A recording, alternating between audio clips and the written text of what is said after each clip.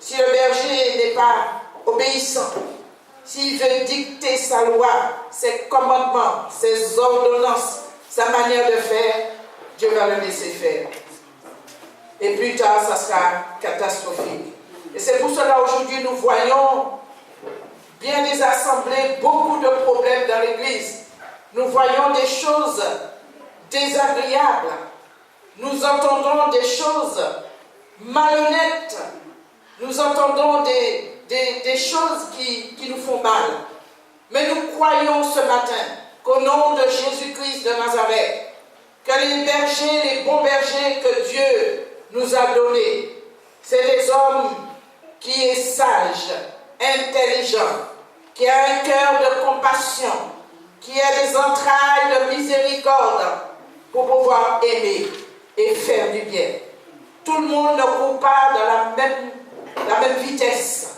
Vous savez, il y a de ceux, vous allez voir les coureurs, il y a de ceux qui partent, tout le monde part ensemble, mais il y a de ceux qui vont plus vite, il y a de ceux qui sont plus lents, il y a de ceux qui arrivent en dernier, mais ils arrivent quand même.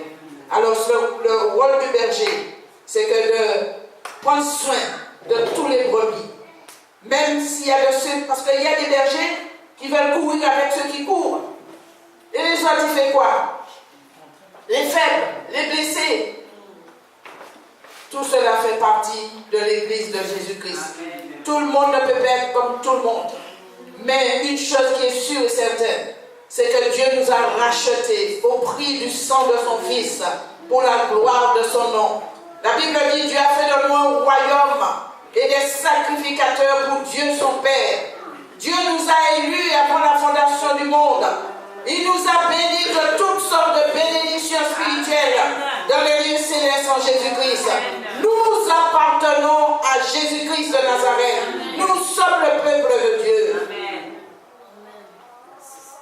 Vérifiez la parole de Dieu. C'est important pour nous aussi.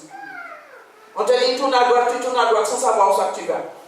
On te dit tourne à gauche, tu tournes à gauche sans savoir où ça que tu vas. Vérifie la parole de Dieu. Pour voir si je dois tourner à droite, c'est pourquoi, pour quelle raison. C'est important, bien aimé. Mais il y a des enfants de Dieu qui sont là.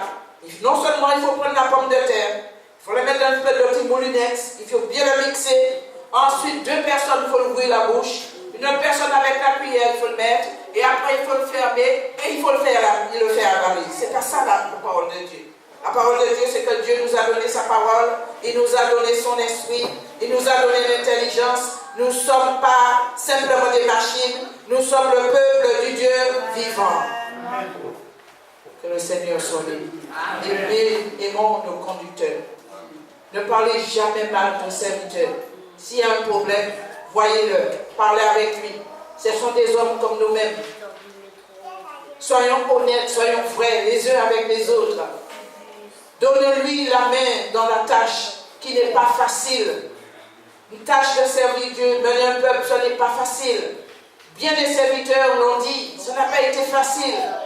Mais si nous ne sommes pas trop rebelles, je crois que Dieu nous donnera de les aider dans la tâche. Ils ont besoin de nous dans la tâche.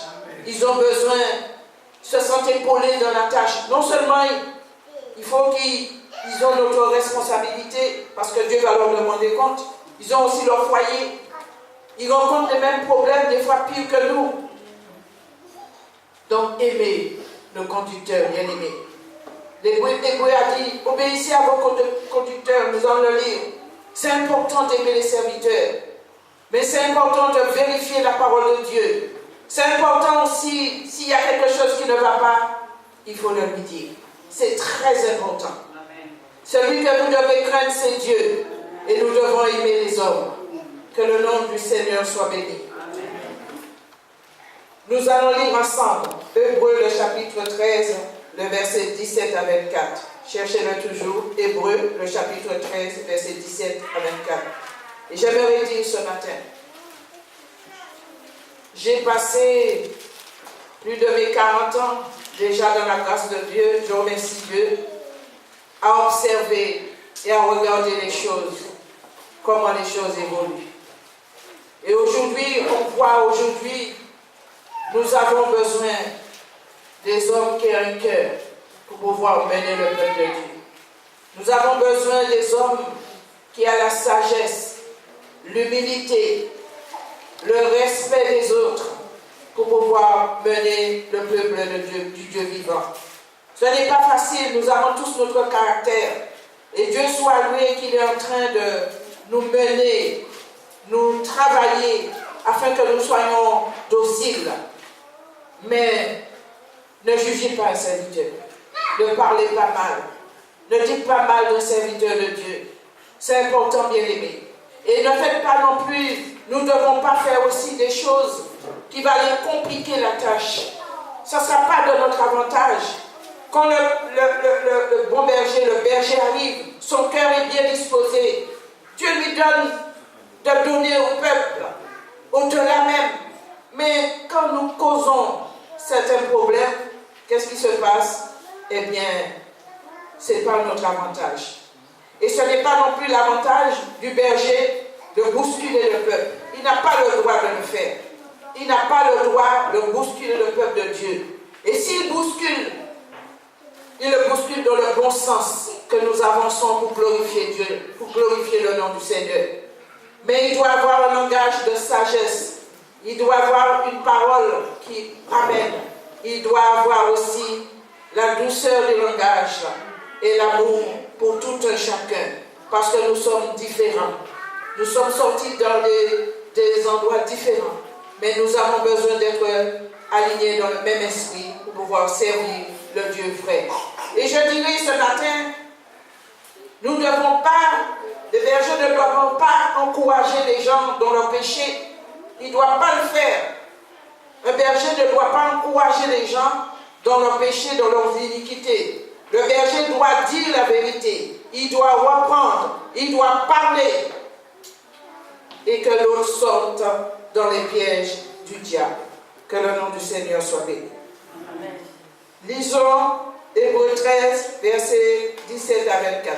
Vas-y, frère, je te remercie. Obéissez à vos conducteurs et soumettez-vous à eux, car ils veillent sur vos âmes en hommes qui devront rendre des comptes.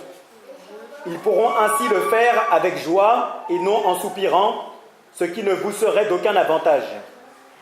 Priez pour nous. Nous sommes en effet convaincus d'avoir une bonne conscience puisque nous voulons bien nous conduire en toutes circonstances. Je vous invite plus particulièrement à prier pour que je vous sois rendu plus tôt. Le Dieu de la paix a ramené d'entre les morts notre Seigneur Jésus, devenu le grand berger des brebis, grâce au sang d'une alliance éternelle. Qu'il vous rende capable de toute bonne œuvre pour l'accomplissement de sa volonté, qu'il fasse en vous ce qui lui est agréable par Jésus-Christ, à qui soit la gloire au siècle des siècles. Amen. Amen. Je vous invite, frères et sœurs, à faire bon accueil à ces paroles d'encouragement, car je vous ai écrit brièvement. Sachez que notre frère Timothée a été relâché. S'il vient assez tôt, j'irai vous voir avec lui. Amen. Merci. Amen. Je te remercie. Pour terminer, je dirai, nous avons connu l'amour en ce qu'il a donné sa vie pour nous. Et le frère l'a dit ce matin. Nous aussi, nous devons donner notre vie pour les frères. Que l'Église soit bénie. Que l'obéissance soit notre partage. Qu'il n'y ait pas d'acception de personne au milieu de nous. Apprenons à vivre parce que nous sommes une famille. Si aujourd'hui, tu ne peux pas supporter peut-être le pasteur, le conducteur, ou celui ne peut pas te supporter, on ne peut pas se retrouver là-haut. Là-haut, c'est des gens qui ont le même esprit, le même amour, le même cœur qui va se trouver là-haut. Bien-aimés, si nous nous faisons la guerre sur terre, là-haut, il n'y a pas ça. Ça veut dire si déjà sur terre, on se fait la guerre, on ne peut pas aller là-bas. Là-bas, c'est la paix. Là-bas, c'est la joie, c'est l'amour. Là-bas, c'est l'éternité. C'est le bonheur éternel. C'est ça. Donc aujourd'hui, dans l'Église, je dirais, aimons-nous les uns les autres. Aimons nos conducteurs. Que les bergers puissent aimer le peuple. Qu'il n'y ait pas d'acception de personne. Qu'il n'y ait pas de favoritisme dans l'Église. Mais que tous d'un commun accord, nous servons Dieu. Que Dieu bénisse le groupe de louanges, tous ceux qui forment leur cœur, ce cœur-là pour pouvoir célébrer à la louange de la gloire de Dieu. Que Dieu bénisse le frère V, soit fortifié au nom de Jésus. Que Dieu bénisse le frère Jocelyn, soit béni au nom de Jésus. Que Dieu bénisse le frère Daniel, soit béni au nom de Jésus. Frère Jean-Marie, sois béni, tu n'es pas en reste au nom de Jésus. Que Dieu bénisse le frère Lambert au nom de Jésus. Que Dieu bénisse notre frère, son épouse. Que Dieu vous bénisse au nom de Jésus. Le docteur Georges soit béni au nom de Jésus. Le pasteur Marc soit béni au nom de Jésus. Le frère Marc soit béni au nom de Jésus. Que Dieu bénisse la sœur Gisèle, la sœur Thérèse, tous ceux qui sont dans l'église, les femmes qui sont là. Que Dieu les bénisse au nom de Jésus. Nous avons un seul but, c'est de glorifier le nom du Seigneur sur la terre et de manifester la gloire de Dieu. Levez-vous s'il vous plaît. Nous allons prier le Père.